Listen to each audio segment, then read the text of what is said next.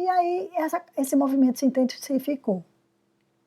O fato é que, independente de perfis, alguns perfis públicos, outros privados, é que os pais utilizaram muitas vezes seus próprios perfis, mas também criaram perfis para seus filhos. O Marco Civil da Internet, ele regulamenta essas relações sociais, mas ele não determina a partir de que idade deve ocorrer essa interação.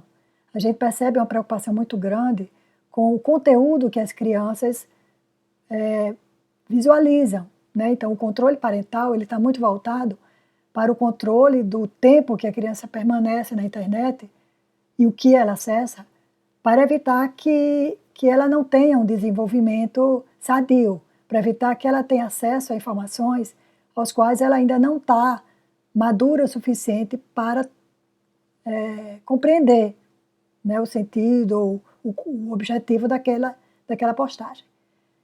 E principalmente assim, para poder filtrar o que deve ser aceito e o que não deve ser aceito. É fato, então, que muitos pais criaram perfis das crianças e começaram essas publicações desde os primeiros momentos. Então, desde o resultado positivo da gravidez, desde as primeiras imagens, eles começam a dar publicidade a esse tipo de informação. Alguns no próprio perfil, outros no perfil exclusivo dos filhos. Algumas redes sociais, elas limitam a idade a partir de quando pode-se ser usuário. Em geral, 13 anos. Porém, o que a gente observa é que na hora que você vai criar um perfil, não é solicitado nenhum tipo de documentação para comprovar se aquela pessoa é maior de idade, se ela tem aquela idade, 13 anos, ou se ela é criança. Não tem. Por isso que existem tantos perfis.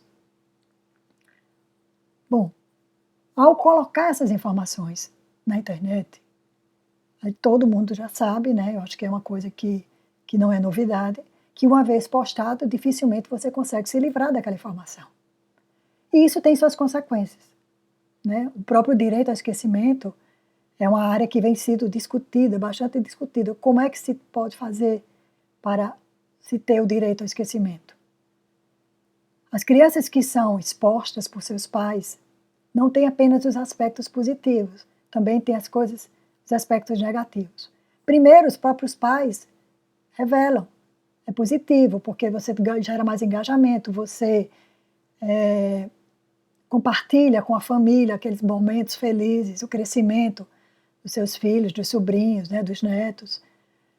E, por outro lado, né, tem muitos casos, dependendo da quantidade de seguidores e curtidas, pode-se gerar uma monetização daquele perfil. Porque as empresas, elas terminam se oferecendo para presentear a criança com produtos na condição de que aquele produto seja demonstrado, a criança seja vista usando aquele produto, que ela fale daquele produto, daquele serviço, daquela alimentação. Então, o canal da criança, que ela muitas vezes já é criado para ajudar dentro de casa. A monetização ajuda na manutenção da própria casa. O fato é que isso termina gerando compromissos para as crianças que ainda não estão preparadas. Né? A gente sabe que a criança ela tem a prioridade constitucional no tratamento, nas políticas sociais, ela deve ser protegida, ela deve ter os seus direitos protegidos. O ECA também traz essa mesma proteção, e uma proteção primordialmente exercida pela família, mas também pela sociedade e também pelo Estado. Cabe à família, portanto, preservar as crianças para que elas possam ter um desenvolvimento sadio, que elas não sejam expostas a nenhum tipo de ameaça, constrangimento, que possam prejudicá-las no futuro, no seu desenvolvimento. Cabe, em primeiro lugar, a família, que vai selecionar, que vai representar a criança quando houver qualquer tipo de dano.